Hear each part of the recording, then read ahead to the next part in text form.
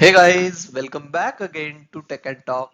Today we have an exciting topic for you. We will diving deep into the world of SQL and specifically how to create a table with all types of constraint. And by the end of this video, you will have a solid understanding of how to design a table in your database and it will ensure the data integrity as well. So let's get started. In our previous video, we have covered the basics of creating a table without using a SQL constraint. Please watch out that video so that you will have a basic idea of creating a table. I will put the descriptions link below. Before we go into the creating table with all SQL constraint, it's crucial to understand the fundamental building blocks of database design. Constraints are nothing but the rules you can consider that ensures the data integrity and consistency within your database. So in constraint video, I have explained all the detail about the SQL constraint. And also I have explained what is primary key, unique key, foreign key and other constraint like check, default and not null. Along with that, I have also covered why we need a constraint, why it is so important in SQL, and finally, I have covered some tricky interview question that you must be know. So guys, I will request you, please watch out that video so that you can get a clear idea about the constraint. You can find the link in the description below. Let's get started with the syntax. Create table, your table name. So this line initiates the table creation process and specifies the table name. Following that, you have a list of columns that you want to include in your table. Each column is defined with a name and data type. Primary key ensures each row has a unique identifier. Not null enforces that a value must be provided for this column. Unique key guarantees that no two rows share the same value in this column. Check and your condition, it lets you define the custom rules for your column values. Default value provides a fallback value when specific value is given.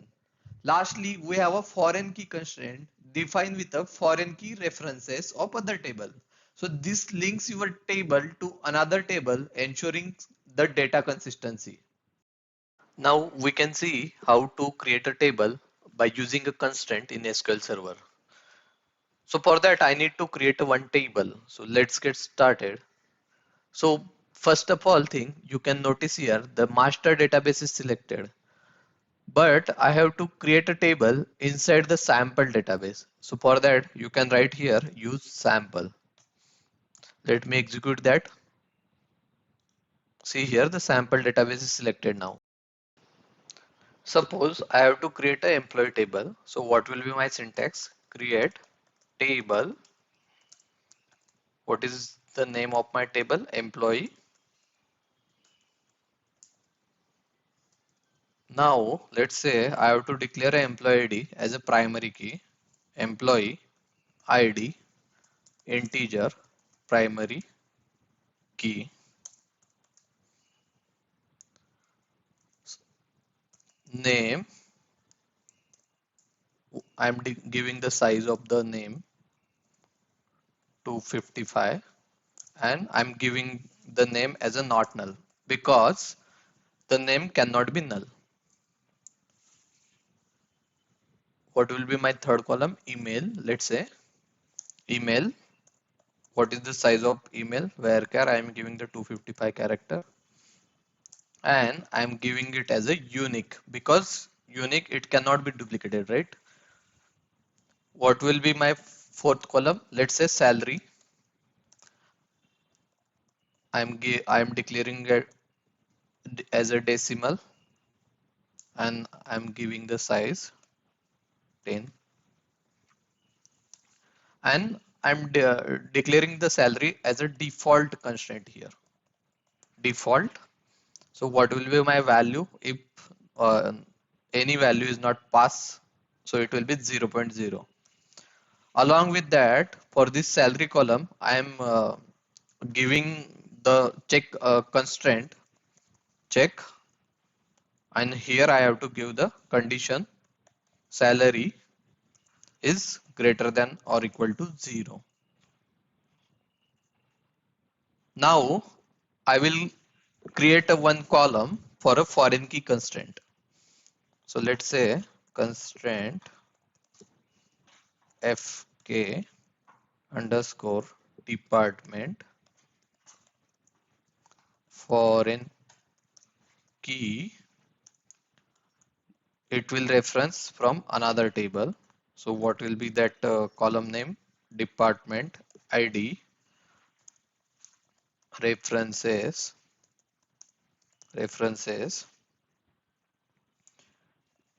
in which table it will reference department, and here it will be ID. So if I am executing this script now, it will give an error because we haven't created the department table. So let me create the department table first. I will show you, it will give you the error. See here, it is showing foreign key department reference invalid column name in the referencing table employee.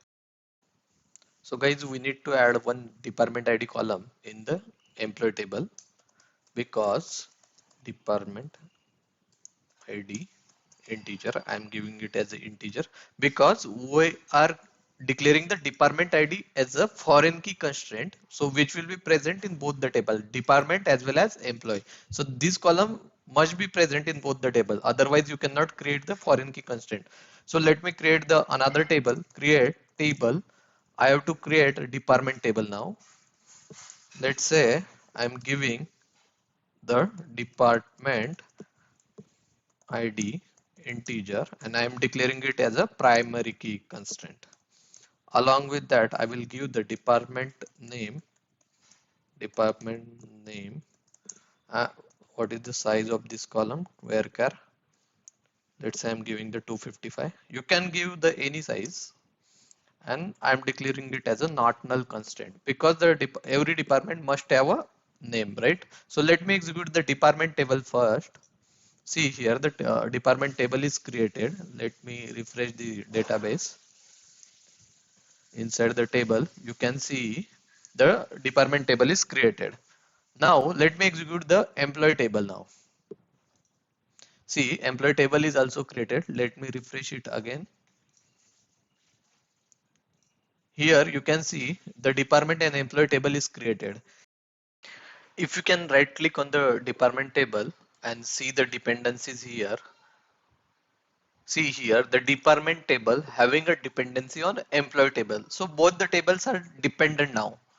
So we have used the foreign key constraint to create a dependency on the table. So guys, I am going to show you one interesting thing here. So for that, I am going to use the db.root existing table. See here, just right click and design, click on the design. So let's say I want to create a fruit ID as a primary key. So from the designer also you can create the primary key. Just right click and click on the set primary key. You can see here the lock symbol appears here.